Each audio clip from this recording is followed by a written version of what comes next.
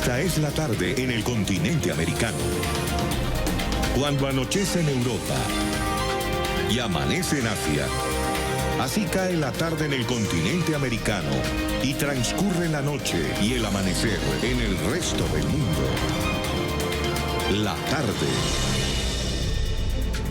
Hola, bienvenidos a la tarde de NTN 24, el canal de las Américas. Soy Idania Chirinos. Como siempre, un gusto y un compromiso acompañarles cada día. Advertencia por posible recesión económica a nivel mundial. Tras el desplome de Wall Street en la jornada de transacciones de este miércoles, las bolsas de valores no han recuperado sus pérdidas. Los inversionistas siguen teniendo gran temor a la guerra comercial que Estados Unidos enfrenta con China. Pero revisemos en qué consiste una recesión económica. Se trata de la fase en la que la actividad económica se reduce, disminuye el consumo, la inversión y la producción de bienes y servicios, lo cual obliga a su vez a las empresas a despedir trabajadores y por tanto aumenta el desempleo. Se habla de recesión cuando la tasa de variación anual del Producto Interno Bruto es negativa durante 2 trimestres consecutivos.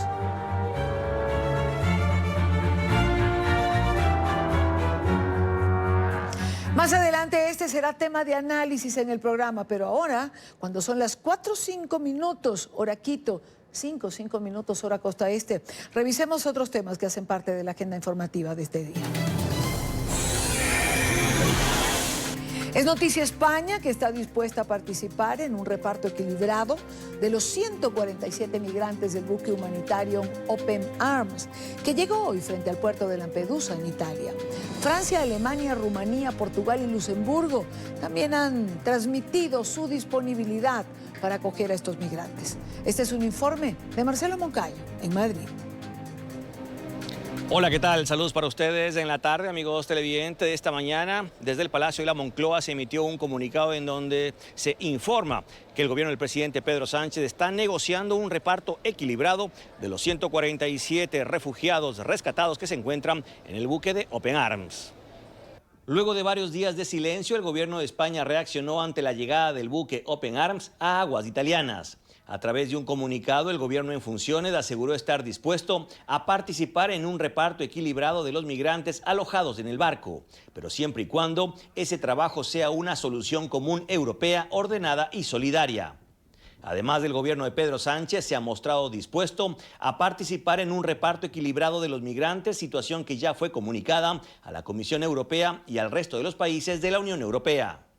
El ejecutivo de Pedro Sánchez también aseguró en su comunicado que el reto migratorio debe ser afrontado por la Unión Europea a través de mecanismos de colaboración en los que participen los países miembros, porque este no es un problema exclusivo de los países ribereños, sino del conjunto de estados.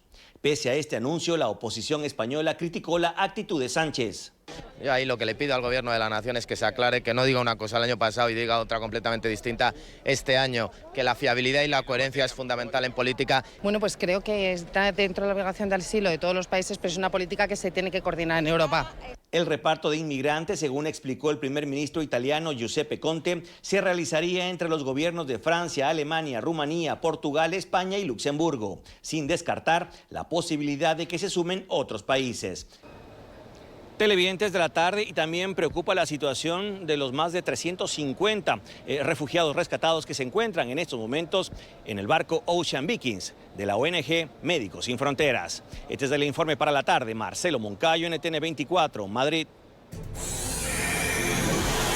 Es noticia la emergencia que se presenta en una cárcel de Ciudad de México. 3 internos fallecieron tras registrarse un incendio en el penal preventivo varonil Oriente.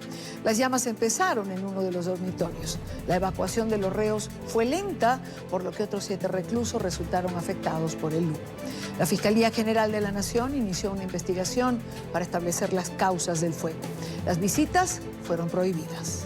En este momento tenemos 3 personas fallecidas, 7 personas intoxicadas por inhalación de humos, de las cuales 3 se reportan graves y 4 en observación. ¿Por qué se registró este incendio? Desconocemos la causa que lo haya originado, ya se le dio parte al Ministerio Público en la territorial número 8 de Iztapalapa, y seguramente será la autoridad que investigará el origen de la causa de este incendio. ¿Las personas que perdieron la vida son internos o son custodios? No, son internos.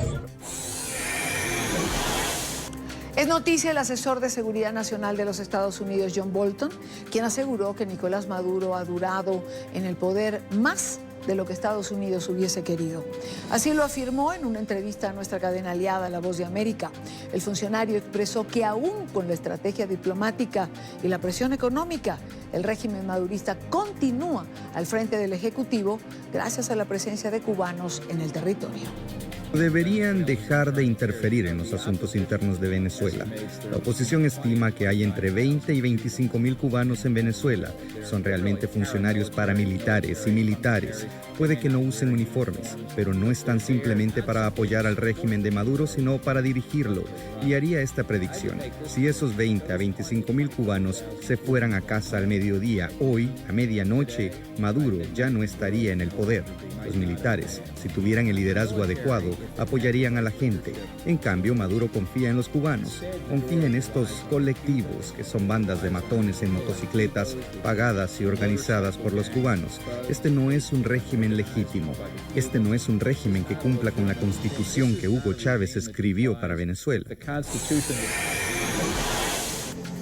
Es noticia la confluencia de grupos asociados al terrorismo internacional en Venezuela.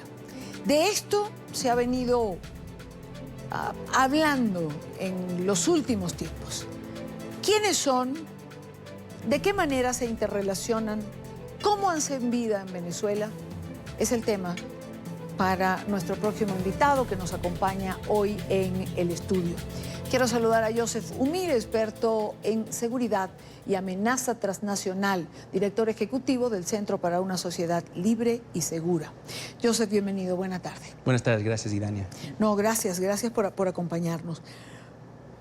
Ese planteamiento que hacía por ahí creo que es un buen punto para comenzar nuestra conversación de hoy.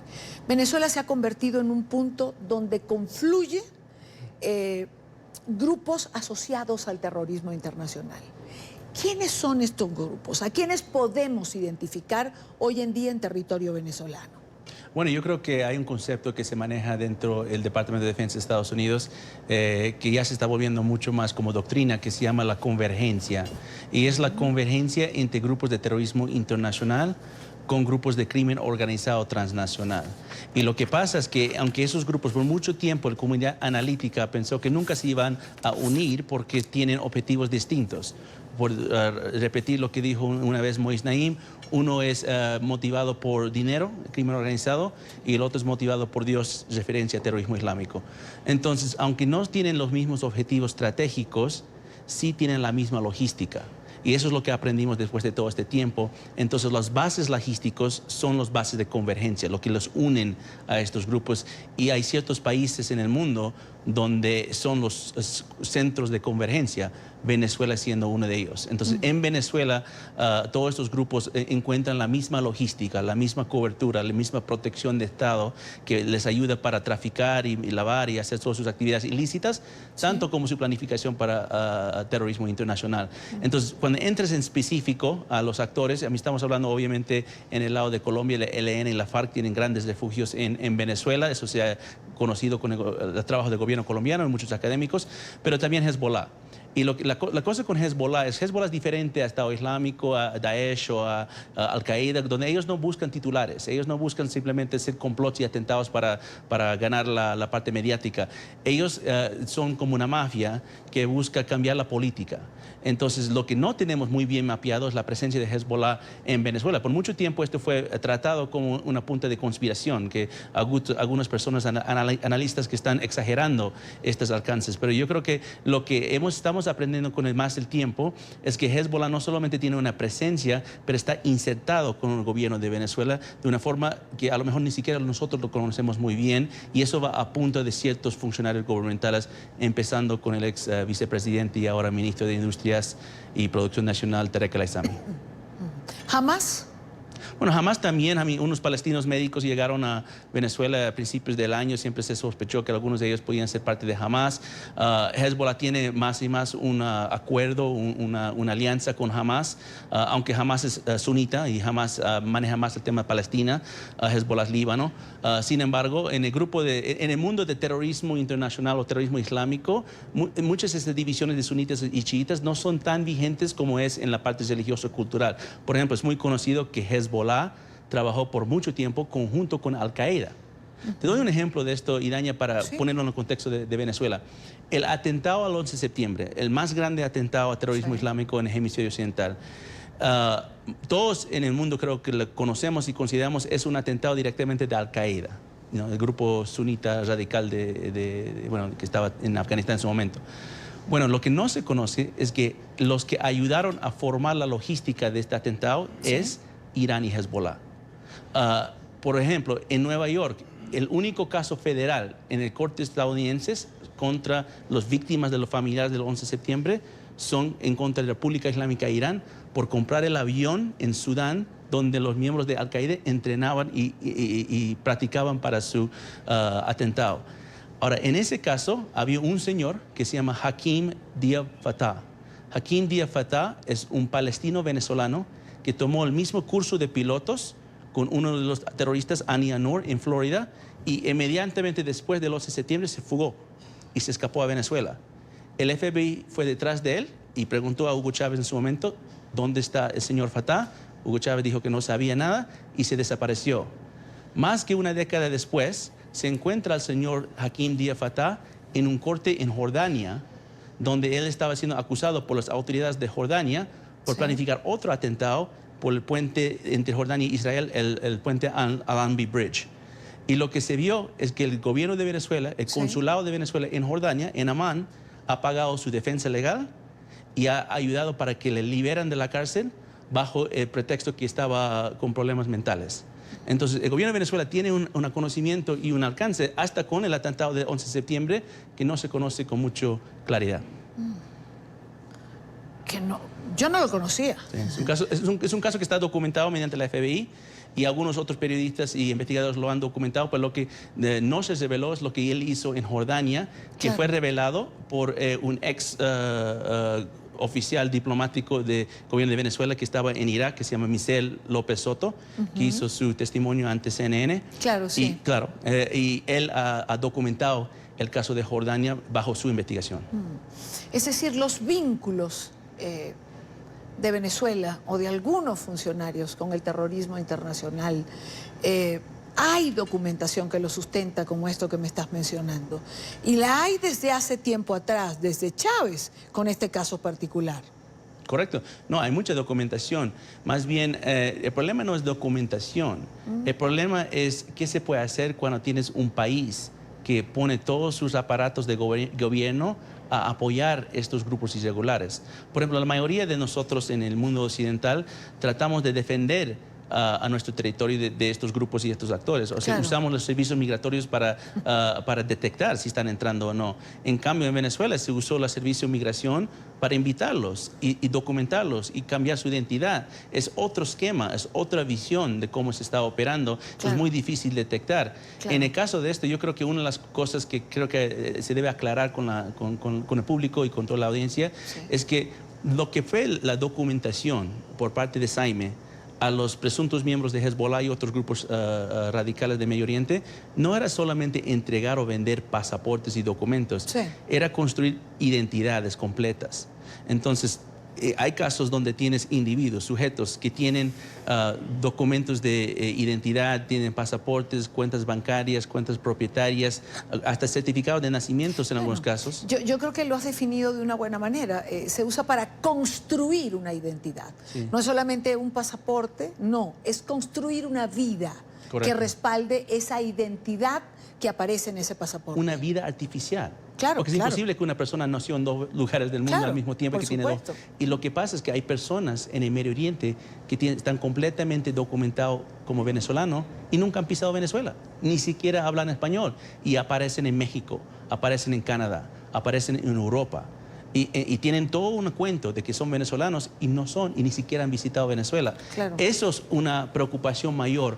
Muchos preguntaron cuando nombraron a Tarek El Aissami, cuando hicieron la alerta sobre Tarek El Aissami sobre ICE. Cuando hicieron eso sobre ICE, muchos preguntaron por qué ICE, Sí. ¿no? Y creo que lo hablamos justo en su programa. Bueno, es que ICE tiene este trabajo, tiene el trabajo de verificar la identidad de personas que están migrando para asegurar que no están siendo una fachada, una cobertura. Claro. Entonces, Ahora, Joseph, es todo esto tan complejo. ¿Cómo se interrelaciona el régimen con estos grupos? Es decir, ¿Maduro tiene relación con todos o, como el caso de Tarek El Aissami, hay funcionarios particulares que están vinculados a uno y a otro? sí. No, Maduro más que todo yo lo veo como una figura política. No, es alguien dentro del proceso revolucionario de Venezuela que entiende la revolución, entiende los esquemas, entiende la estructura, pero no lo lidera. Él no lo construyó y él no lo está liderando. Es más, Tarek El Aissami tiene otras habilidades que Maduro nunca lo va a poder tener. Porque cuando miramos a Venezuela, lo que se mira mucho en el lado de redes clandestinas, porque podemos entender que hay grandes redes clandestinas dentro del territorio de Venezuela, miramos más las redes clandestinas vinculadas al comunismo, ¿no? En centros, en las universidades académicas y hasta en la prensa, o sea, grandes personas de ideología comunista que han entrado de Cuba, de otras partes, de Foro Sao Paulo. Esa red es muy conocida y a lo mejor Maduro se identifica mucho con ello. Pero hay otra red clandestina que yo diría es más grande, más poderosa y controla más territorio venezolano, que es la red clandestina que viene del mundo árabe. Y eso Tarek El Aissami tiene más conocimiento porque él es parte de esa red, él es parte de esa migración, parte de esa historia. Él mismo no se migró a Venezuela, pero su papá sí, y su abuelo también. Entonces, él conoce muy bien la red clandestina que existe en el Líbano, en Siria, en Jordania, y sabe cómo eso se conectó mediante la migración con Venezuela. Esto lo tiene claro Estados Unidos, por supuesto. Mira, yo creo que no digamos, lo tiene tan claro. Lo está... Me refiero a Tarek El Aissami en particular. Mira, yo creo que Estados Unidos está aprendiendo mucho y se está dando cuenta que Venezuela es un caso mucho más complejo de lo que se pensó, digamos, en 2017 cuando se empezó las estrategias. Sin embargo, yo no quiero que la audiencia piense que Estados Unidos tiene un panorama completamente terminado sobre Venezuela y ni siquiera sobre Tarek El Aissami. Se conoce que Tarek sus actividades ilícitas, se conoce que es un hombre poderoso, se conoce sus actividades que está haciendo en el mundo de Medio Oriente, pero lo que no se conoce es qué significa su apellido, qué significa su nombre familiar, ¿no? Como su tío abuelo, es un señor que se llama Shibli Al-Aissami. Shibli Al-Aissami era el cofundador del partido Baas en Siria. O sea, cuando se fundó el partido Baas en Siria, eran dos personas, Michel Aflaq y Shibli Al-Aissami. O sea, la familia de los Al-Aissamis en Siria son una familia muy potente y poderosa que ayudó a formar la estructura de poder y las redes clandestinas para que Hafez al-Assad llegue al poder, que es el papá de Bashar al-Assad. Esas partes Estados Unidos conoce, pero no lo tenemos completamente claro, digamos, porque es muy oscuro. ¿Ese es el poder de Tarek El Aissami dentro de Venezuela? ¿Dentro de la estructura del régimen? Ese es el poder de Venezuela, ese es el poder del régimen bolivariano, la revolución bolivariana. La revolución bolivariana está construido en base de la modelos de insurgencia del partido Baas en Siria. O sea, lo duplicaron. Yo sé que muchos piensan que esto es toda una estrategia cubana. Y yo no quiero despreciar la presencia cubana, que es altísimo y tiene gran influencia, especialmente en el mando militar. Eso no quiero ser claro con el mensaje que los cubanos están en Venezuela y están haciendo muchas actividades para apoyar el régimen. Pero no son los únicos, ni son tampoco los que sustentan al régimen. Y no son los estratégicos. Los ponemos a pensar, ¿qué pasó en Cuba? Era una guerrilla que atacó al gobierno y lo capturó a la fuerza, con emboscadas. Sí. En los años 60, ¿qué se hizo en Venezuela? Lo mismo, usando la Fuerza Armada de Liberación Nacional y otros grupos irregulares para atacar las Fuerzas Armadas de Venezuela, al punto donde se encarceló los líderes del Partido Comunista Venezolano. El que les fugó de la cárcel era un refugiado sirio que se llama Simón el Árabe, o Nehemet Chagin Simón, y él lo que hizo es cambió la trayectoria de esta revolución. Dijo, deja de hacer lo que hacen los cubanos. No funcionó en Angola, no funcionó en Bolivia. Haz lo que hicimos en el partido Baas en Siria. No atacan los militares, infíltralo.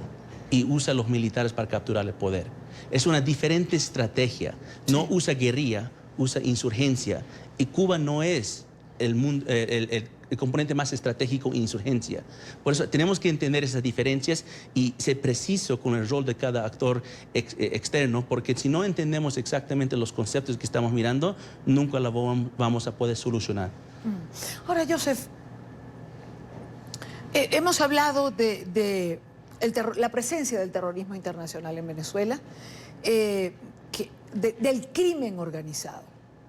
¿Qué pasa cuando confluyen estos dos elementos con un régimen revolucionario? Claro. Con una estructura como la que opera en Venezuela.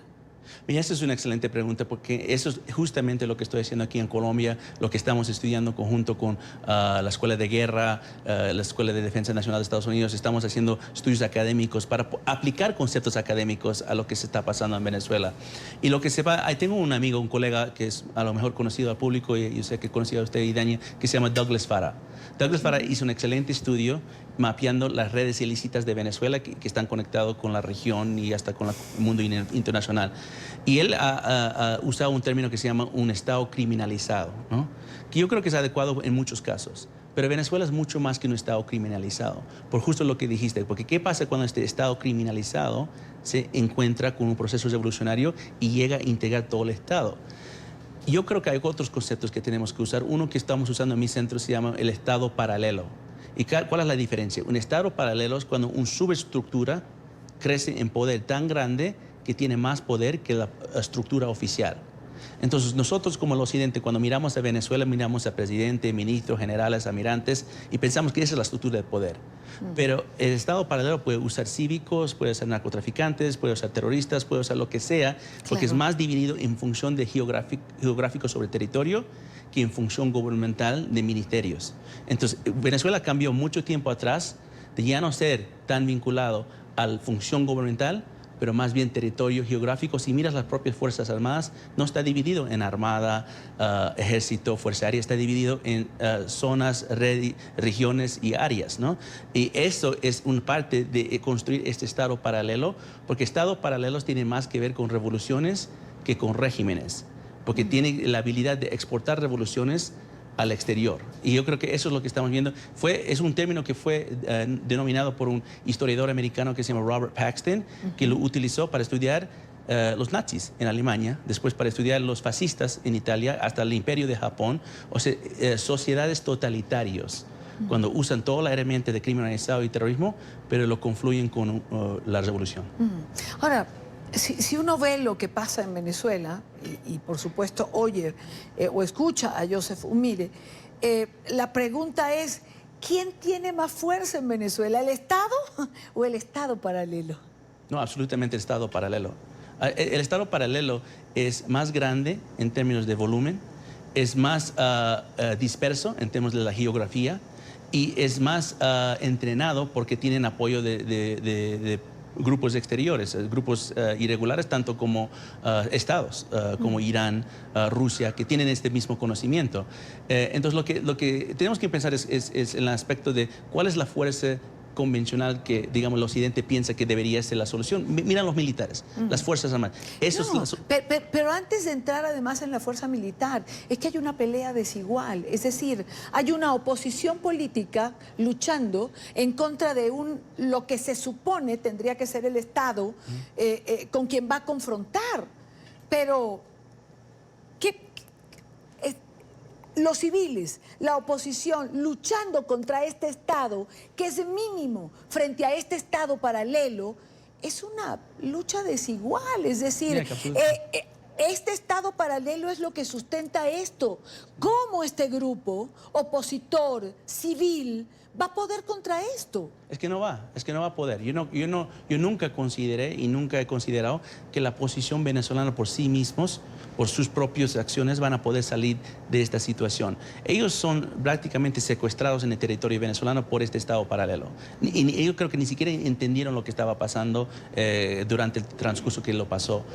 Y si miramos miramos cualquier situación de rehenes o secuestros en el mundo, jamás el secuestrado sale de su secuestro por su propia acción. Necesita apoyo de la comunidad internacional o del exterior. Claro. En este caso es necesario que la comunidad internacional tome las propias medidas para salvar al pueblo venezolano y también a los opositores del régimen. Pero la cuestión es qué debemos hacer. Claro. Y el Estado paralelo está diseñado como insurgencia, o yo diría una superinsurgencia, para neutralizar una intervención militar convencional. O sea, eso es lo que pasó en Irak, es lo que está pasando en Siria, es lo que está pasando en Yemen. Ellos están diseñados y preparados para esto. Lo que no están preparados es por ataques asimétricos. Hay formas de usar herramientas cibernéticas, herramientas más allá de solamente sanciones, pero otras herramientas económicas vinculadas al mercado financiero y otros elementos de opinión pública, varias cosas que se pueden utilizar para debilitar este Estado paralelo y, más importante, asegurar que no se va a exportar a Colombia, porque yo considero que eso es el próximo paso. Eso que señalas, esta forma de dinamitar este Estado, ¿parte de eso se está haciendo, Joseph? Mira, yo creo que sí se está haciendo, porque si miras el trabajo que está haciendo Comando Sur, ellos están viajando prácticamente por toda América Latina. El almirante Falo estaba aquí en Colombia hace poco para hablar y asegurar que las alianzas están unidas, están bajo confianza, están bajo cercanía, porque esto se tiene que trabajar con alianza. No se puede trabajar solo. Estados Unidos no puede hacer esto solo, ni Colombia, ¿no? Claro. Entonces necesitamos construir estas alianzas. Entonces yo creo que parte de ese trabajo se está haciendo, pero parte de ese trabajo no se está haciendo. Una gran parte de la lucha de guerra asimétrica es la parte mediática. Y te digo, de cómo sabemos que Estados Unidos no está todavía acercando a esa estrategia de guerra asimétrica, es porque no están poniendo dinero en las herramientas mediáticas que tiene el Estado para construir narrativas que va a desmantelar la ideología y los mensajes de estos regímenes y revoluciones.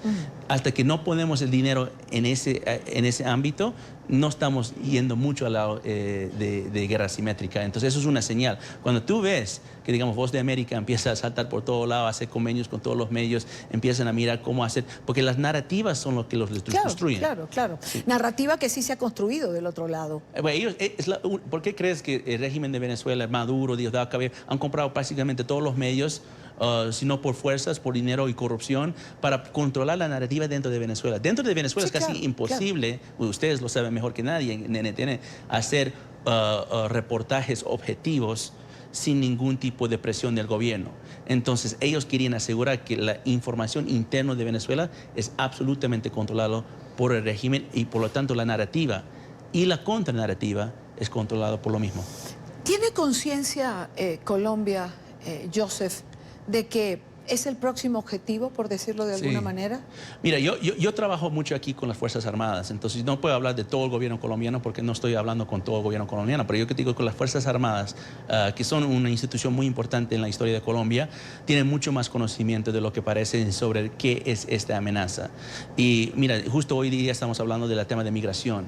Obviamente la migración es un tema muy pendiente aquí por el volumen y el tamaño y todo, pero lo que no entienden es la forma en que el régimen y todos sus aliados en el Medio Oriente y todo demás van a poder usar la migración como un armamento para poder capturar Colombia. A ver, nos podemos hacer, todos piensan que va a ser mediante terrorismo, mediante emboscadas o algún tipo de violencia. No, va a ser con la propaganda. Va a ser con la habilidad de construir narrativas para poner los colombianos contra los venezolanos, para poder a dividir la sociedad y debilitar la identidad colombiana. Porque el propósito es borrar la frontera con Colombia y una de las formas de hacer eso es quitar la identidad que es ser colombiano. Si miras a Cúcuta ahora mismo, es muy difícil saber quién es venezolano y quién es colombiano, porque muchos son doble nacionalidad y muchos se identifican por los dos lados. Y vas a otras partes de América Latina, tipo frontera, hay personas que son paraguayos, brasileños y argentinos al mismo tiempo. Sí, claro. Y la identidad es lo que hace en Colombia, aunque yo sé que hay una historia y tradición y en algún momento en la Gran Colombia eran el mismo país, pero Colombia decidió ir a una dirección, Venezuela decidió ir a otra. No son el mismo país ya y la soberanía colombiana tiene que ser defendida y los migrantes, aunque son bienvenidos, tienen que asimilar a lo que es ser un colombiano en Colombia. Joseph Umire, experto en temas de seguridad y amenaza transnacional. Uno escucha a Joseph hablar y no puede dejar de aterrarse, por decirlo menos. Sobre todo cuando se llega a la conclusión o a pensar, si no quieren ponerlo tan determinante como conclusión, de que para salir del régimen en Venezuela falta mucho, Joseph. Eso no es mañana. Sobre todo después de escuchar hablar del Estado paralelo y de la estructura que ha ido tejiéndose por debajo de eso que está a simple vista. Sí, es una tarea muy difícil, pero no es imposible. Hemos derrotado a estados paralelos en el pasado. Los nazis de Alemania era una estructura básica de esto. Y esto es mucho más complejo porque muchos años y tecnología y globalización ha pasado. Claro. Pero los nazis fueron también tratando de hacer el mismo tipo de esquema de conquista mediante propaganda y otros, y bueno, en guerra en el final con ellos. Yo creo que esto es un reto difícil, pero no imposible, pero tenemos que mejorar nuestras conciencias y conceptos de lo que estamos mirando y dejar de ser simplemente muy básicos con terrorismo o crimen organizado o mafias o narcos. Esto es algo que tiene más que ver con revoluciones. Joseph, gracias como siempre por acompañarnos, gracias por estar aquí, por tu tiempo sobre todo. No, gracias a ti, Daña. Gusto. Primera pausa en la tarde. Después de escuchar todo esto, uno casi que no puede dormir tranquilo. Pero como bien decía Joseph Umire, hay que tener conciencia de las cosas para poder buscar una solución. Vamos al corte, regresamos en breve con más información y vamos a Estados Unidos y al tema económico, a ese temor por la presencia o por el resurgimiento de una recesión. ¿Cómo está la economía hoy en día? Alberto Bernal nos acompaña, ya venimos. Tras una jornada de saldos en rojo, fue volátil el comportamiento de los principales mercados financieros. Sin embargo, los ojos del mundo estaban puestos en Wall Street, que no logró recuperar sus fuertes pérdidas desde el miércoles, a pesar de tener algunos márgenes de ganancia. Tendencia que, según los analistas consultados por NTN24, hace más evidente la desaceleración de la economía a nivel global. Alejandro Rincón tiene el reporte. Hola. Feliz tarde para todos. Al término de la jornada de transacciones de hoy en la Bolsa de Valores de Wall Street, no hubo la suficiente fuerza en la confianza de los inversionistas para que pudieran recuperarse todas las pérdidas del miércoles, que fue hasta el momento el peor día que haya tenido ese parqué en el transcurso de 2019. A raíz de lo que ha sucedido en el transcurso de esta jornada, le pedimos a un analista que interpretara el mensaje que están enviando ahora las bolsas de valores a nivel global. El ciclo de crecimiento mundial está llegando a su tope. El tope puede ser en 3 meses, el tope puede ser en 6 meses o en un año, pero que estamos muy cerca de llegar a ese tope y que el crecimiento mundial podría haber una desaceleración bastante más pronunciada de la que hemos visto a partir de un momento que todavía no podemos saber con certitud cuándo es. De acuerdo con el analista, el tema no es si va a suceder o no esta fase de desaceleración, sino cuándo. Y consecuentemente se abre una enorme pregunta. ¿Cómo van a ser las principales economías mundiales para tratar de minimizar los efectos que en principal medida afectan a los consumidores? Y allí él hizo el siguiente comentario. Vean. Normalmente en periodos de crisis financiera la mejor forma de disminuir el efecto sobre la población ha sido tomar políticas coordinadas. Es muy preocupante que en este momento las principales economías del mundo y sus dirigentes no parecen tener la disposición a tomar acciones coordinadas. Ese es un elemento muy importante por tener en cuenta. ¿Recuerdan ustedes cuál es el principal lema de la administración Trump? Estados Unidos primero. Consecuentemente, estará dispuesto el mundo a trabajar con un gobierno como el que está ahora mismo en Washington e incluso estará Washington dispuesto a tratar de establecer políticas coordinadas con el objetivo de evitar una nueva debacle en la economía internacional. Amanecerá y veremos. Es lo que tenemos para ustedes por ahora. Continúen con más en la tarde. Gracias, Alejandro. Gracias por la información. Son las 5:43, hora Costa Este. Alberto Bernal, jefe de mercados emergentes de la firma XP Investment. Alberto, gracias por acompañarnos. Bienvenido. Buena tarde. A ti, Dania, muchas gracias por la invitación. Un placer estar contigo. Un placer, como siempre, para nosotros igual. Comencemos por el principio, Alberto. Hay alarma en el mundo en general, pero no todos entendemos lo que pasa. Aclaremos términos, que me parece una buena forma de comenzar. ¿Cuándo se produce una recesión? A ver, Idania, una recesión económica ocurre cuando hay 2 trimestres seguidos de crecimiento negativo, pero no en términos de año a año, sino en términos de trimestre a trimestre. Mejor dicho, si el segundo trimestre del 2019 crece menos que el trimestre, que la economía vale un poco menos que en el primer trimestre del 2019, y el primer trimestre del 2019 vale menos que el cuarto trimestre del 2018, oficialmente tenemos una recesión. ¿Estamos a puertas de una recesión mundial? Hablo de Estados Unidos, Europa. ¿Qué está pasando en realidad a tu juicio? Porque también hay varias aristas o varios puntos de vista. Pues mira, yo creo que ya estamos en una recesión desde el punto de vista de la industria a nivel mundial.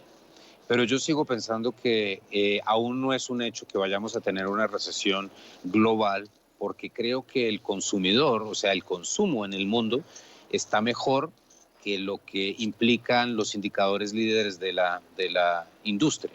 Entonces yo creo que lo que estamos viendo otra vez es una recesión industrial, en gran parte una función directa de la guerra comercial que está ocurriendo entre Estados Unidos y China, pero quizás no necesariamente vayamos a ver una recesión global porque el consumo se comporta mejor. Es decir, hay una situación difícil, complicada, donde influye quizás esta pelea entre China y Estados Unidos, pero no tan grave como pudiera estarse planteando como para llegar a una recesión global, como tú la calificas. Pues yo creo que estamos en una situación menos grave que la que estábamos, por ejemplo, en el 2001 o en el 2007, cuando tuvimos las 2 recesiones anteriores. ¿Por qué, Idania? Otra vez, porque el consumidor en este momento está ahorrando más en Estados Unidos y creo que en Europa también. Digamos, yo creo que si algo sirvió la crisis del 2008, que fue tan brutal, es que generó un sentimiento de más frugalidad dentro de la gente alrededor del mundo. Fue tan feo lo que pasó en el 2008 que en cierta forma el subconsciente nuestro nos obligó a ahorrar más dinero. Y entonces cuando tú tienes más dinero ahorrado, quieres decir que no necesariamente necesitas cortar tus gastos si la economía crece un poco menos. Entonces yo creo que ese es el punto fundamental de la situación actual y que lo hace diferente al pasado. Ahora, Idania, si Trump y China siguen teniendo una situación imposible en términos de guerra comercial, pues entonces vamos a tener ahí sí muy seguramente una recesión, pero otra vez todo depende de la geopolítica y de las decisiones que tome la Casa Blanca en los próximos días. Bueno, Alberto, yo creo que en esas decisiones, y me dirás qué piensas, pesará también el año electoral. Tampoco al presidente Trump, que quiere reelegirse, le conviene seguir en una pelea, tirar la economía por la ventana, cuando finalmente quienes también van a sufrir son sus votantes. Pues Idania, me leíste la mente, ¿no? Es exactamente lo que yo pienso. Yo pienso que Trump no es una persona humilde. Cuando una persona no es humilde, quiere que lo recuerden como digamos, como el mayor campeón, pues, del mundo. Y Trump no creo que quiere que la población norteamericana lo recuerde como una persona que fue solamente presidente una vez. Yo creo que Trump quiere volver a ser presidente para que la historia lo juzgue como un buen presidente, que logró repetir. Y no hay nada peor para un presidente que ser un one-time president, como dicen en Estados Unidos. Entonces yo sigo pensando que las circunstancias, la volatilidad de los mercados y la lógica política va a obligar a Trump a que le baje un poco, porque es que hay cosas muy legítimas en lo que está diciendo Trump sobre China, pero hay cosas que no son legítimas. Por ejemplo, pensar que Estados Unidos puede volver a construir manufacturas en términos de indumentaria, o sea, que se hagan medias en Estados Unidos, que se hagan camisetas en Estados Unidos. Sí. Y Dani, eso es una barbaridad, eso es una industria que no le sirve a Estados Unidos. Estados Unidos lo que tiene que hacer es seguir haciendo películas de Marvel, Disney, exportando Facebook, exportando Twitter, exportando tecnología. Eso es lo que hace bien Estados Unidos, y pensar que es bueno para Estados Unidos que volvamos a tejer telas en las afueras de Miami, por Dios, eso es una barbaridad, eso es un anacronismo brutal. Ahora, Alberto, aterricemos en la región. Argentina entró en pánico ante el resultado electoral del pasado domingo, que dio prácticamente como electo a la presidencia al representante del peronismo, Alberto Fernández. El dólar aumentó su valor, cayó la moneda, las acciones de Argentina en el mercado se desplomaron. ¿Esto de alguna manera nos arrastra a los demás países en la región? Pues yo creo que Argentina es un caso muy específico. La verdad, Idania, los inversionistas internacionales con los que hablo yo tienen la capacidad de distinguir entre un Brasil, entre una Argentina, entre un México, entre un Chile. Antes no, quizás hace unos 15 años no, pero hoy en día yo creo que sí, con el advenimiento de la tecnología y la capacidad que existe para leer noticias en inglés de todos lugares del mundo, Argentina, México, Chile, Colombia, etcétera. Entonces es un cambio importante el que se ha visto, y por lo tanto yo creo que ese contagio que existía hace unos 15 años ya no es tan prevalente en Latinoamérica. Ahora, lo que sí hay un poco de situación, digamos, de angustia, es que la gente mira y dice, a ver, Macri trató de hacer lo mejor posible después de un gobierno populista patético. Entonces, y igual no lo logró, como claramente los argentinos, pues que el 47% de los argentinos hubieran votado por volver al pasado. Pues eso, la verdad, lo único que demuestra es que el populismo es un cáncer brutal, muy difícil de extirpar. Eso es lo único que demuestra eso. No que Macri haya sido un mal presidente, sino que el populismo y el hecho de que la gente se acostumbre a que todo sea regalado, es muy difícil cambiar esa forma de pensar. Entonces yo lo que he sentido, por ejemplo, es que hay una posibilidad, o lo que he hablado con inversionistas, es que hay paralelismo entre la situación de Brasil, que salió del populismo hacia algo más lógico, y algunos inversionistas dicen, ¿qué tal que pase lo mismo en Brasil? Y entonces después de Bolsonaro nos devolvemos pues a Dilma Rousseff, y entonces todo lo avanzado en Brasil en términos de reformas estructurales, estabilidad fiscal, apertura a los mercados internacionales, pues se va a devolver, porque los brasileños otra vez van a votar para que le regalen todo. Ahora, Alberto, si no afecta, ¿cómo explicar el comportamiento del dólar en nuestra región? La pérdida de valor, por ejemplo, del peso colombiano frente al dólar, que es una de las monedas más afectadas en los últimos días. Pues yo creo que tiene que ver es con una combinación de cosas, y yo te diría que lo más probable, en mi opinión, lo más real que podría decir al respecto, es que yo creo que los movimientos de las monedas latinoamericanas tienen más que ver con la guerra comercial entre China y Estados Unidos que con el evento de Argentina. Lo que pasa es que coincidieron las dos, pero sinceramente creo que para un Colombia, para un Brasil, para un México, para un Perú, Chile, etcétera, es mucho más complicado, mucho más grave la posibilidad de que el precio del petróleo se vaya a $30 otra vez si Trump y Xi comienzan a darse puños de verdad, que eso sería lo que pasaría, una recesión global brutal, porque habría tratamiento muy agresivo de las dos naciones para con sus respectivas corporaciones. Sí. Eso para mí es muchísimo más grave que el evento político de Argentina. Ahora, ante la situación de alarma, sea grande, mediana, pequeña, de la economía, al ciudadano de a pie, a nosotros, lo recomendable es pague deuda, mantenga sus ahorros o compre todo aquello que necesite en este momento porque va a subir de precio.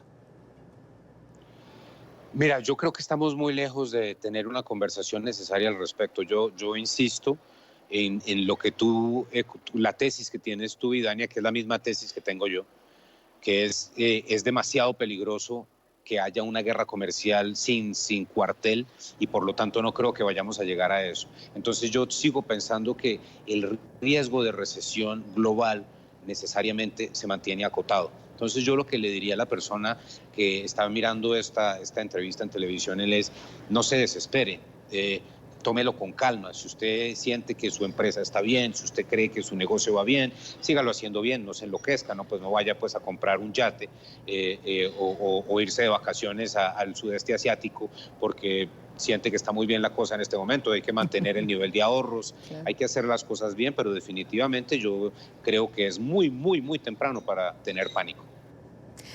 Alberto Bernal, muchísimas gracias como siempre por estos minutos, por ayudarnos a entender el panorama, que no para todos es fácil esto de la economía. Muchas gracias por la invitación, Idania. Hasta la próxima. A ti, hasta la próxima. Son las 5:54 minutos, hora costa este. Victoria para Donald Trump.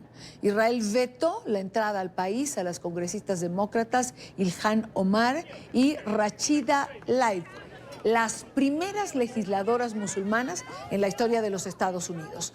Por las presiones del mandatario, el gobierno de Benjamín Netanyahu les negó el visado. La decisión se conoce horas antes de la visita a Israel y a territorio palestino de las representantes por los estados de Minnesota y Michigan, prevista para este fin de semana. Omar y Tlaib, junto a las también senadoras Alexandria Ocasio-Cortez y Ayanna Pressley, fueron blanco de ataques por parte del presidente Trump, recordemos, hace días atrás. Israel mostraría una gran debilidad si permitiera la visita de la representante Omar y la representante Tlaib. Odian a Israel y a todo el pueblo judío, y no hay nada que pueda decirse o hacerse para cambiar de opinión. Minnesota y Michigan tendrán dificultades para volver a ponerlas en el cargo. Son una desgracia. Y el hombre que sembró el terror durante 8 horas en Filadelfia, lo comentábamos ayer en el programa, lo teníamos en vivo y directo, terminó entregándose a las autoridades esta madrugada después de disparar a la policía desde su vivienda. Todo comenzó cuando los uniformados pusieron en marcha una operación antidrogas en su residencia. De acuerdo con medios locales, el sospechoso tiene un largo historial de condenas por posesión de armas y de resistencia a las autoridades. El hombre arrestado fue identificado como Maurice Hill, de 36 años, originario de Filadelfia y con antecedentes de condenas por armas, drogas y asalto. Es grave, es triste y es algo sobre lo que tenemos que hacer algo. El tiroteo comenzó sobre las 4:30 de la tarde, hora local, cuando un grupo de agentes de la policía acudió a una vivienda en el vecindario de Nicetown, al norte de la ciudad, para cumplir con un operativo antidrogas. Sin embargo, la situación se tornó tensa cuando el hombre afroamericano comenzó a disparar. En total, 6 uniformados fueron heridos, por fortuna ninguno de gravedad. El alcalde de Filadelfia, el demócrata Jim Kenney, repudió el ataque. Nuestros oficiales merecen ser protegidos y no merecen ser atacados por un tipo durante horas con un suministro ilimitado de armas. Así que es vergonzoso y tenemos que hacer algo al respecto. Tenemos que hacerlo rápidamente. También cuestionó al gobierno de Donald Trump. Y si el gobierno estatal y federal no quiere hacer frente a la Asociación Nacional del Rifle y a otras personas, entonces déjenos, permítanos vigilarnos a nosotros mismos. Otros 2 agentes quedaron atrapados en el interior de la casa durante casi 5 horas después del inicio del tiroteo. Posteriormente fueron liberados por un comando policial de élite. Finalmente, tras 8 horas atrincherado en la vivienda, el agresor se entregó pasada la medianoche. El abogado del sospechoso aseguró que su cliente sufrió un ataque de pánico. Estaba entrando en pánico, obviamente, y podía sentirlo. Podía sentir que estaba entrando en crisis y tratando de averiguar cómo salir vivo de esta situación. Ahora, mientras permanece detenido, el sospechoso esperará a conocer su condena por los delitos cometidos. Tiempo de una nueva pausa en la tarde de hoy. Al regreso, vamos a conversar con la embajadora del gobierno interino de Venezuela en Chile, Guarequena Gutiérrez. Vamos a hablar de los cambios en la política migratoria de Chile hacia los venezolanos. Pero también vamos a tener la oportunidad de conversar con ella en relación al grupo de jóvenes militares que teníamos ayer en pantalla, que se encuentran en la ciudad de Tacna, en el Perú, frontera con Chile, y que no han logrado ingresar. ¿Qué se está haciendo por ellos y por todos los venezolanos que quieren entrar, que quieren ingresar a este país. Regresamos en breve.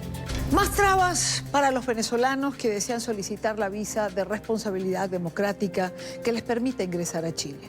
El gobierno de Sebastián Piñera estableció que el documento solo se podrá tramitar desde territorio peruano, en la capital Lima, y ya no recibirá más solicitudes en la zona fronteriza de Tacna. Ayer comentábamos en el programa que ese drama lo viven 8 militares que decidieron darle la espalda al régimen de Nicolás Maduro y que aún no han podido entrar a territorio chileno. De esto y más vamos a conversar con nuestra próxima invitada.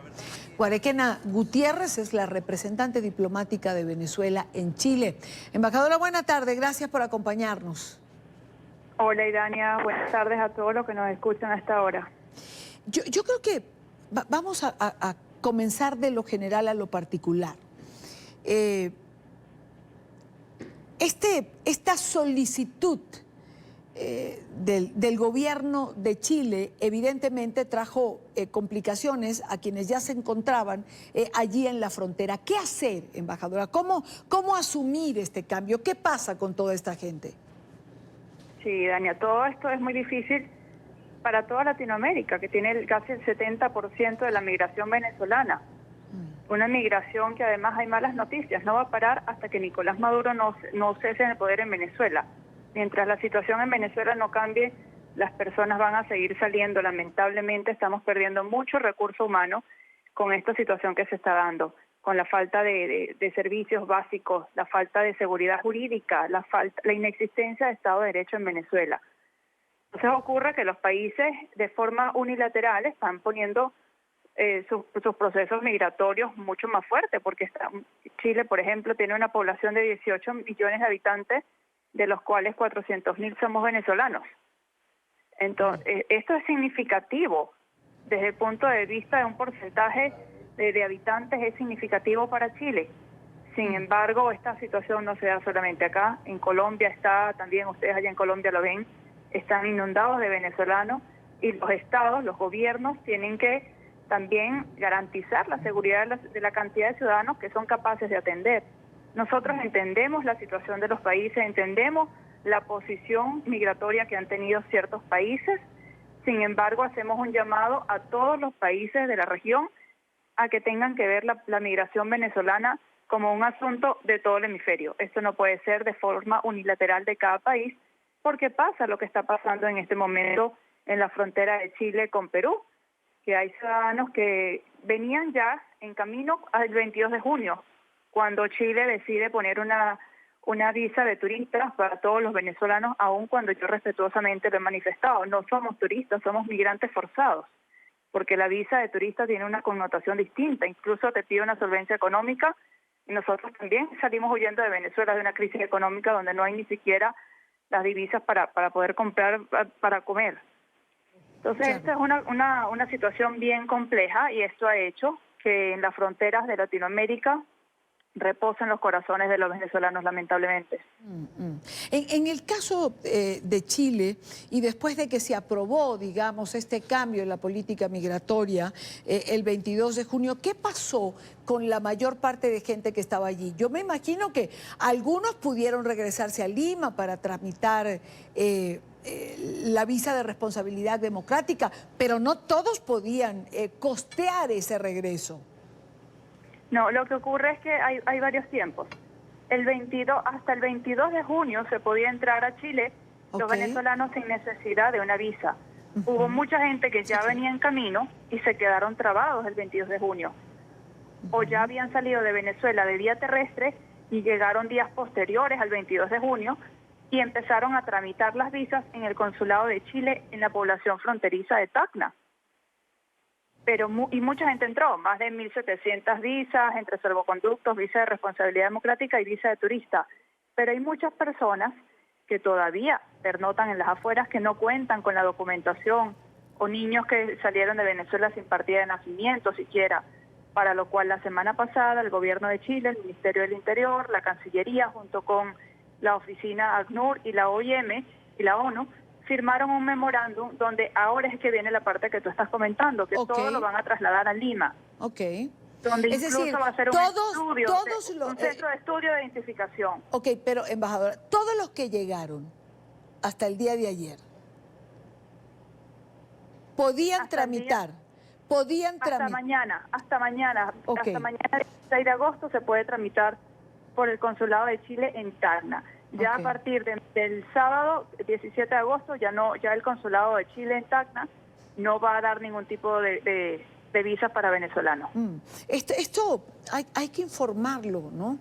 Además a través de redes sociales, porque no toda la información llega a Venezuela y además estoy segura, imagino que usted piensa, hay gente que viene el camino que no se ha enterado de esto, porque simplemente no tienen cómo comunicarse y no les llega la información.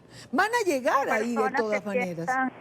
Y otra cosa, Idania, personas que piensan que porque hicieron la compra de un boleto aéreo o terrestre antes de que emitieran algún tipo de política migratoria o de cambio, se les va a amparar, que va a ser de efecto, y no, pues resulta que es efecto retroactivo. Aunque usted haya comprado el boleto o haya decidido salir de Venezuela antes de que la situación migratoria cambiara, igual le va a acatar y va a acarrear gastos, porque las personas no tenían estimado estos cambios.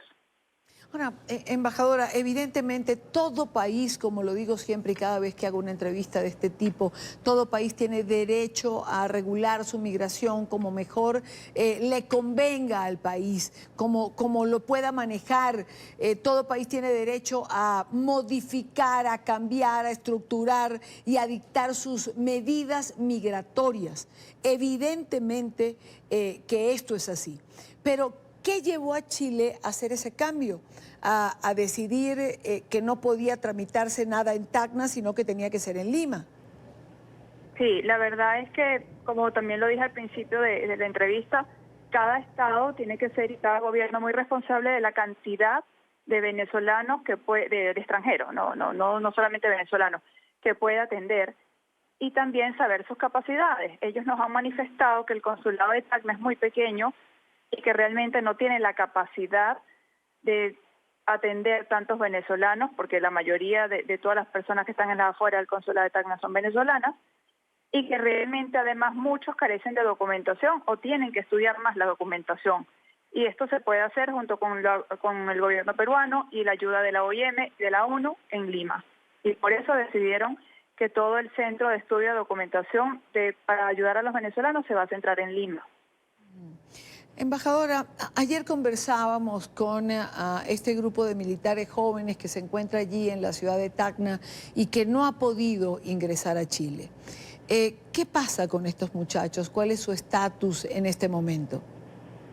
Sí, esos muchachos ciertamente son muchachos que se pusieron a favor de la Constitución, a favor de la democracia, no pueden volver a Venezuela, su integridad física, la de ellos y de sus familiares.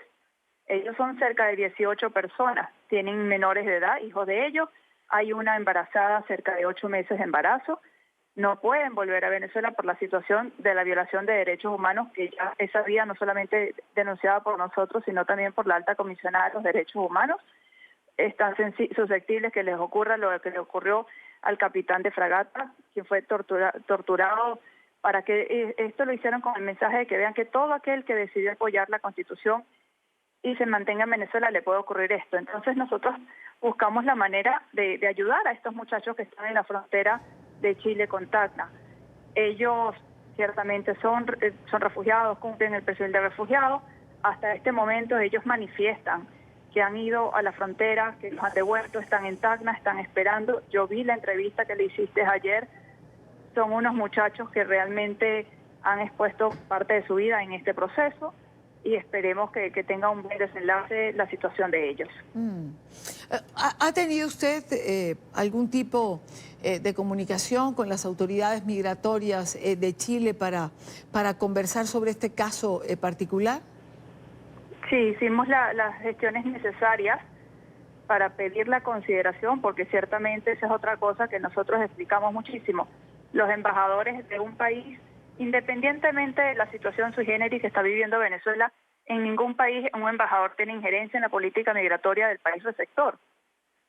Entonces, nosotros considerando la situación de estas personas respetuosamente hemos pedido al gobierno de Chile que se estudie el caso y es una decisión de los estados, como lo dijiste tú y lo digo yo. Hay que respetar las decisiones soberanas y autónomas de una democracia como la chilena. Pues ojalá y esto tenga un buen desenlace, porque es un caso particular, ¿no? Ya usted lo ha descrito bien. Son militares, le dieron la espalda al régimen.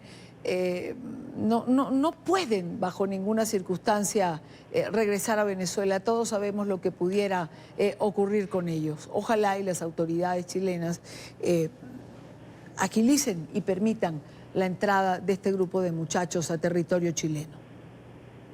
Muchas gracias, Idania. Guarequena Gutiérrez, representante diplomática de Venezuela en Chile, representante del gobierno interino de Guaidó, ha estado con nosotros en la tarde de hoy. Queríamos ampliar información en relación a lo que ha venido ocurriendo con las medidas que han decretado las autoridades migratorias en Chile. Son las 6:15 en Caracas, Venezuela. En otro orden de ideas, la Asamblea Nacional Venezolana implementará mecanismos para darle participación a los diputados que están en el exilio. Los parlamentarios señalan que la persecución y amedrentamiento por parte del régimen de Maduro no logrará clausurar el legislativo. Este es un informe de Oliver Fernández en Caracas.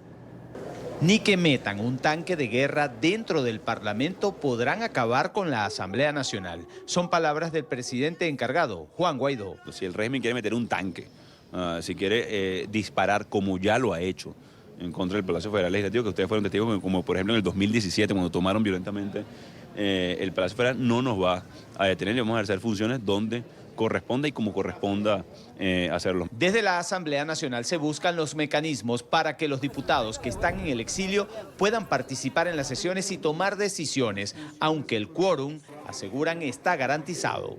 No está en riesgo el quórum, de manera que nosotros con tranquilidad... Claro, eso es algo que no está descartado, pero no es que nosotros vamos a sustituir el Parlamento presencial por el Parlamento virtual. Son propuestas que hay, que las estamos perfeccionando a los fines de que sea posible que los diputados, aun que están perseguidos, puedan participar, puedan tener su derecho de palabra. Entre tanto, el diputado Stalin González se reunió con los representantes de Noruega en Caracas. La propuesta de elecciones sigue siendo la prioridad. El Reino de Noruega va a anunciar cuando haya algo concreto. ¿Hasta cuándo va a estar la oposición dispuesta en la mesa de diálogo? ¿Cuándo va a estar la oposición? Primero, nosotros no estamos en la mesa de diálogo, estamos en una negociación para la búsqueda de acabar con el sufrimiento de la gente. Hay quienes tienen esa pelota en la cancha, nosotros hicimos una propuesta. Está la pelota en la cancha del régimen. Yo creo que el general Padrino López primero pareciera estar mal informado. Quienes corrieron de la mesa fue la delegación del régimen, por algunas declaraciones que dio. Nos llama la atención y nos gusta que quiera hablar de elecciones, por eso es lo que nosotros queremos hablar de elecciones. La salida a la crisis puede sonar repetitiva, pero es un clamor. El sufrimiento no se puede ocultar y mucho menos olvidar. Me disculpan los medios de comunicación que reiteramos esta grave crisis, pero es que no podemos ocultar lo que está sucediendo en Venezuela. No podemos pasar la página y decir, es que esto es un caliche y esto es una noticia vieja. Todos los días mueren personas porque no hay medicamentos, no hay alimentos, no hay hospitales, no hay unidades de cuidados intensivos, no hay cómo hacerse las diálisis. Los sistemas oncológicos están paralizados completamente. La indolencia del régimen tampoco se puede ocultar. Porque es que si a Nicolás Maduro le doliera lo que estamos pasando en Venezuela, ya hubiera renunciado hace mucho tiempo. Ellos son los que han estado de vacaciones en una gran fiesta privada de opulencia, de derroche, con los recursos de cada uno de nosotros los venezolanos. Pese a las críticas que se han generado sobre el diálogo entre oposición y régimen de Nicolás Maduro, no se descarta que se pueda retomar en los próximos días. En la información que manejamos desde Caracas, continúen con más de la tarde de NTN 24. Luego de la detención de Rosario Robles, quien se desempeñaba como ministra de Desarrollo Social en el sexenio pasado por presunta corrupción, la justicia mexicana pareciera apuntar al ex candidato presidencial del Partido Revolucionario Institucional. Solicitan a la Procuraduría General de la República que inicie las investigaciones para determinar si José Antonio Meade, quien era el jefe de Robles, también está implicado en el daño patrimonial a la hacienda pública por alrededor de $250 millones. En 3 líneas, el juez Felipe de Jesús Delgadillo Padierna ordenó formalmente a la Fiscalía General de la República que determine si investigará a José Antonio Meade Curibreña por las mismas omisiones que mantienen a Rosario Robles en la cárcel. Esto debido a que la extitular de la Secretaría de Desarrollo Social dejó la dependencia en agosto de 2015 para entregarla a Meade Curibreña, en cuya acta entrega-recepción le informó cuáles eran las observaciones pendientes por solventar de las revisiones de la Auditoría Superior de la Federación. En dichas observaciones, el extitular de la Auditoría Superior informó a Robles de las irregularidades que ocurrían en la firma de convenios por parte de la Sedesol con distintos entes públicos. Por ello, el juzgador consideró que José Antonio Meade también tenía obligación de pronunciarse o solventar las observaciones de la Auditoría Superior de la Federación. A esta hora quiero saludar a Miriam Castillo, ella es periodista de Mexicanos contra la Corrupción. Señora Castillo, gracias por estar con nosotros, bienvenida. Hola, ¿qué tal? Muchas gracias por el espacio. No, gracias por acompañarnos. Vamos a hablar como de todo este caso, ¿no? Empezando por la propia señora Robles. ¿Hay bases que sustenten la medida carcelaria contra la exfuncionaria? Lo pregunto porque hay quien señala o dice que ha sido apresurado o que ha sido... digamos, como ha ido más allá esta medida de lo que podía dictarse con lo que se conoce. Bueno, al menos la medida de la prisión preventiva que se hace en esta etapa del juicio fue sorpresiva. Sí es algo que no se esperaba, digamos, ese desenlace, sobre todo porque ha habido otros funcionarios de menor rango, quizás, vinculados a proceso también por los mismos, en la misma carpeta de investigación y más o menos por los mismos delitos. Y a ellos nunca se les dictó una prisión preventiva. Aparentemente algún tipo de inconsistencias en los documentos oficiales de la secretaria fueron los que originaron que el juez consideraba que se necesitaba esta prisión preventiva, que estuviera al menos los 2 meses que marcan los tiempos del juicio para recargar pruebas tanto de la Fiscalía como de la defensa, que ese tiempo le tenga que pasar internada en el penal de Santa Marta Catitla. Sin embargo, tampoco se descarta que la misma defensa vaya apelando y trate de liberar a su cliente para que el proceso se pueda seguir en libertad, sobre todo porque el delito por el cual se le vincula a proceso, es decir, por el cual se le está haciendo en este momento, digamos, el periodo preparatorio para poder ir a un juicio, no necesariamente es un delito que amerite muchos años de prisión, digamos, en términos un poco coloquiales, no se considera exactamente un delito grave, porque por lo que se le está acusando es por no haber seguido cierto protocolo y no avisar a su superior. En este caso, el superior del secretario de Estado tiene que ser forzosamente el presidente de la República. Y bueno, también ustedes mencionaban el caso de quien fuera el candidato presidencial del PRI, José Antonio Meade. En ese caso, José Antonio Meade ocupaba, digamos, Rosario Robles salía de una dependencia para incorporarse a otro, la Secretaría de Desarrollo Territorial y Urbano, y a José Antonio Meade pasó de ser el secretario de Hacienda y quedaba en lugar de Rosario Robles. Por lo tanto, en este trámite, digamos, en que un secretario sale y se incorpora a la dependencia, hay cierto intercambio de algunas de los estatus de algunas investigaciones de algunos contratos, y es ahí en donde aparentemente Rosario Robles le informa a José Antonio Meade el curso, digamos, de estos convenios con las universidades. 2 cosas. Vamos por parte. La primera, Robles dice ser la primera presa política de López Obrador. ¿Algo de cierto? Digamos que pues hasta ahora lo que estamos nosotros esperando o confiando es que se siga un proceso judicial apegado a derechos. Hasta ahora, digamos, el hecho de que ella esté en prisión preventiva no implica que se le esté, digamos, calificando como culpable. Es únicamente que el juez consideró que podía fugarse, que podía haber esta condición, y salvo eso no hay mucho más. Digamos, insisto, la determinación del juez fue algo que definitivamente no estaba dentro de los parámetros ni de la defensa y en general tampoco de la opinión pública, pero me parece que aún es muy pronto para determinar si el proceso tiene algunas irregularidades o algo que pueda, digamos, calificarse en este tono de incluso una presa política. Claro, claro. Mañana, entiendo, es un día clave o particular en este proceso porque el juez habría pedido a Robles que diga si José Antonio Meade, que para ese entonces, bien lo ha explicado, era su jefe, además hubo este intercambio, sabía del desvío de fondos que Robles habría hecho. ¿Qué piensa que puede pasar? ¿Puede Robles inculpar a Meade? Finalmente, hasta hubo algunas publicaciones periodísticas, incluso específicamente de este caso, en donde sí efectivamente los convenios que se habían firmado anteriormente, y me parece que algunos que se renovaron en ese periodo donde estaba Meade al frente, continuaron, digamos, más allá de que se hayan firmado algunos nuevos o que él mismo haya operado algo. En realidad lo que se apuntó en una investigación periodística y lo que se apunta en este momento también por parte de la auditoría es que no se detuvo o no se modificó el sistema, se siguieron haciendo convenios con las universidades y se siguieron subcontratando a algunas empresas que incluso no tenían capacidad para cumplir con los trabajos.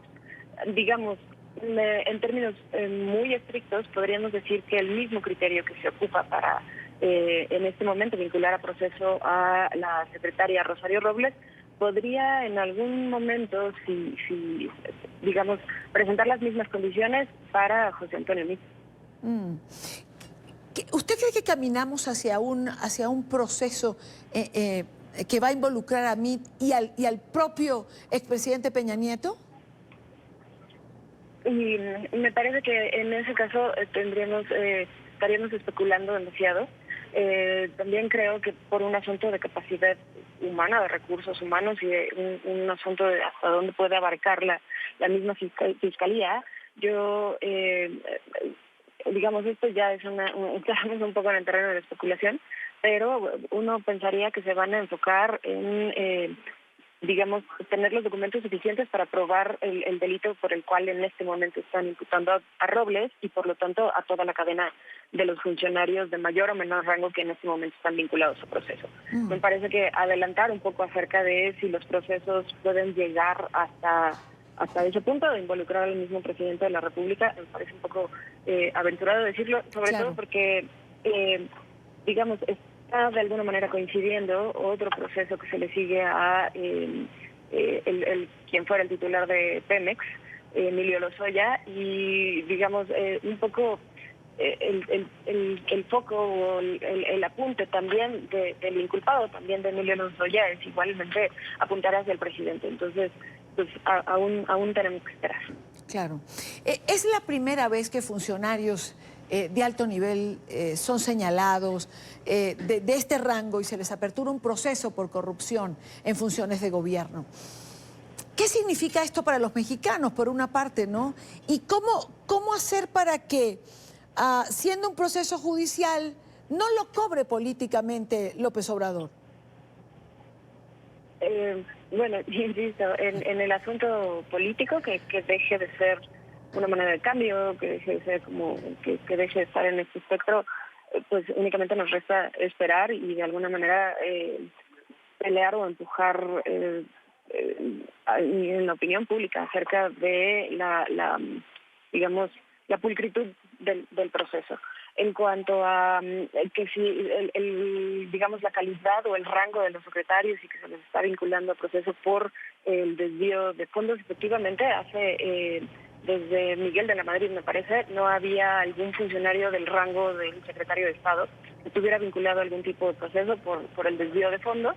En ese sentido podríamos decir que se ve una diferencia con respecto a la Fiscalía o las autoridades que están investigando y conformando los expedientes con respecto a lo que se tenía el año pasado. Finalmente, las denuncias que se interpusieron se hicieron en el sexenio anterior, cuando todavía estaban algunos de los funcionarios en puestos, digamos, que podían implicar algún tipo de decisión jurídicamente, y ahora con la renovación de la ahora es Fiscalía General de la República, sí se ve un cambio, al menos en la integración de los expedientes y en el tono que tienen los jueces. Sin embargo, insisto, apenas se está abriendo la primera etapa del proceso judicial y aún no sabemos si realmente, por ejemplo, Rosario Robles va a estar vinculada a un juicio para determinar si es culpable o no.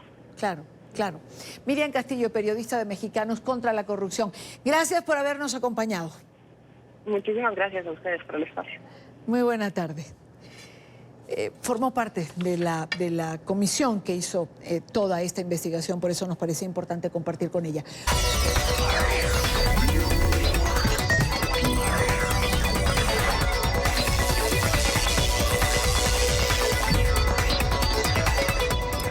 De Ciencia, Salud y Tecnología en la tarde. Saludamos a Álvaro Dávila, quien nos trae estos comentarios siempre que tienen que ver con lo último en tecnología. Bienvenido. Y Dania, muchas gracias por la invitación y pues un saludo a toda la audiencia de NTN 24 en la tarde. Comencemos por tu reciente viaje. Estabas en el lanzamiento del Samsung Galaxy Note 10.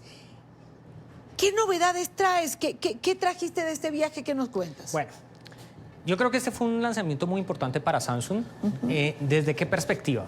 Samsung lanza generalmente varios dispositivos al año, pero hay dos que son centrales. Uno que es la familia S, que es Galaxy S, y otro que es la familia Note. Este teléfono en particular está enfocado en productividad y incentiva a los usuarios a crear contenido, que es lo que realmente está demandando actualmente el mercado. Es decir, es un teléfono que tiene una potencia suficiente que incluso es equivalente a un computador, pongámoslo a ese margen. Es un teléfono que pues allá tuvimos la oportunidad de probarlo, lo jugamos con él, jugamos con sus cámaras, jugamos con algunas de las funciones y realmente pues yo creo que cumple a cabalidad con lo que busca la marca en sí, y es permitirle a los usuarios, lo que te decía anteriormente, crear esa posibilidad de expandir los contenidos y ser mucho más atractivo, no quedarse solamente con llamar, contestar, estar en internet, sino ir un poco más allá. Ahora, ¿qué novedades trae? Yo creo que por primera vez, además, en la historia se lanzan dos versiones de ese teléfono, una versión premium y una versión básica. La gran diferencia entre los dos es que trae una cámara adicional, mayor batería en el caso de la versión Plus, y además, pues obviamente la pantalla es más grande. Entonces, es, digamos, un teléfono que además va a enriquecer dentro de la perspectiva de funciones. Él viene con una característica fundamental y es el S Pen. Es el lápiz óptico que lo diferencia de lo que actualmente conocemos en el mercado, que son los teléfonos tradicionales. Ese S Pen va a venir con unas características interesantes. Va a permitir, por ejemplo, manejar el teléfono a distancia. Algunas de las funciones del teléfono, por ejemplo la cámara, vas a poder hacer con movimientos el zoom. Eso que logra despegarte del teléfono y volverte, pues, en cierta medida, así sea el entretenimiento un poco más productivo, no estar dependiendo todo el tiempo del teléfono, tomarte una foto a distancia, tomarte una selfie a distancia. Dentro de las cámaras, como te decía, en la versión Plus viene con 4 cámaras en la parte de atrás, viene con una cámara además adicional frontal. Esas 3 cámaras tienen unas características particulares. Hay una que es un teleobjetivo para tomar fotos a distancia, viene además con una cámara gran angular y una ultra gran angular que además tiene un campo de visión de 123 grados que cuando tú tomas una fotografía puedes incluir, digamos que estamos acá en el estudio y los ponemos a todos juntos, nos va a salir la fotografía. Entonces, realmente es un teléfono que marca un diferencial. Hubo una cosa, ya para terminar un poco con ese teléfono, que fue fundamental. Y es una alianza con Microsoft. Nadie se esperaba en el evento que saliera Satya Nadella, que es el CEO de Microsoft, y firmara una alianza con un gigante tecnológico, además, que en cierta medida a veces es competencia, pero que en esta ocasión lo que quieren es juntarse para enriquecer precisamente esa productividad y permitirle a los usuarios, a través de los dispositivos, tener todo un ecosistema para poder trabajar y trabajar además trabajo pesado. Entonces fue muy interesante, fue muy, digamos, muy productivo y pues estamos esperando a que llegue acá a Latinoamérica, esperamos que llegue pronto. Pero ya que hablamos de teléfonos, porque hay otras cosas, no puedes hablarme tanto o nos quedamos con la mitad del material preparado. Quiero enseñar, esta novedad yo no la había visto, ¿ok? Ya se las voy a mostrar. Este es un Huawei. Ese que tienes ahí en la mano es el Huawei Y9 Prime. Miren lo que trae, a ver aquí si pueden verlo. la cámara no es la que acostumbramos, sino que, a ver, aquí lo podemos mostrar, vuelvo a guardarla. Veamos el teléfono. Fíjense, ahí lo tienen exactamente en pantalla. Usted le da en pantalla y la cámara sale, usted toma su fotografía y la guarda. Esto no lo había visto yo en otro teléfono. Esta es, digamos, una nueva propuesta que tienen algunas compañías. Inicialmente, yo creo que Huawei se metió también en este cuento de crear una cámara retráctil, una cámara mecánica. Esa cámara que tú tienes además ahí es una cámara de 16 megapíxeles, o sea, que le está dando una prioridad a las selfies. O sea, realmente es un teléfono de gama media que quiere impulsar ese entretenimiento de los usuarios que les encanta pues estar tomándose fotografías todo el tiempo. Entonces, es una novedad, nos llegó, estamos probándolo, próximamente te diré todo lo que trae. iPad mini. Bueno, llevo ya un par de meses probando el nuevo tablet de Apple. Es importante decir que este es el tablet de entrada. Tenemos un iPad mini, tenemos un iPad Air, tenemos un iPad y tenemos el iPad Pro, que es como el top de la gama. Pero a pesar de que lo es tan chiquito, es un iPad muy potente. Entonces, tiene dos cámaras, tiene una cámara trasera de 8 megapíxeles, que además viene preparada para realidad aumentada, tiene una cámara frontal de FaceTime HD de 7 megapíxeles, pero tiene una característica que a mí me encanta. Acá tengo en mis manos un Pencil. Este es el lápiz óptico de Apple. Este lápiz generalmente nosotros lo vemos en los iPad de gama alta. Este iPad, a pesar de que es un iPad de gama de entrada, te va a permitir ¿qué? Escribir. Mira, si lo ponemos acá, no sé si nos pueden coger. Sí. Mira, ahí estoy dibujando con el lápiz. Entonces, ¿qué nos va a permitir? Vuelve y juega el tema de la productividad. Todas las marcas le están apuntando a esto. Nos va a permitir diseñar, nos va a permitir escribir, crear contenidos, nos va a permitir de una u otra forma jugar un poquito más con el dispositivo. ¿Realmente la gente va a los iPad ahora que con un teléfono tiene todo? Yo lo digo por mí, o sea, yo uso mi teléfono, ese es mi escritorio, contesto los correos, es que ya casi no abro la computadora. El iPad dejó de ser útil para mí. Yo creo que acá tenemos que entender que hay varias clases de usuarios. Tú eres un usuario, digamos, particular que todo el tiempo tiene un iPhone, todo el tiempo tiene su dispositivo móvil a la mano, que además necesitas una pantalla grande para poder tener los contenidos. Pero también hay otra clase de usuarios que, por ejemplo, les encanta tener un accesorio adicional para leer. Estamos hablando, por ejemplo, que este tipo de dispositivos se utiliza mucho para leer, por ejemplo, ebooks, libros electrónicos. Y lo veo en los aviones, cuando la gente va leyendo su libro. Ahora, ¿qué punto tiene clave? Si tú lo coges, quieres cogerlo, pesa 300 gramos, o sea, no es, digamos, un dispositivo pesado, es un dispositivo que es portable, lo puedes llevar a todo lado.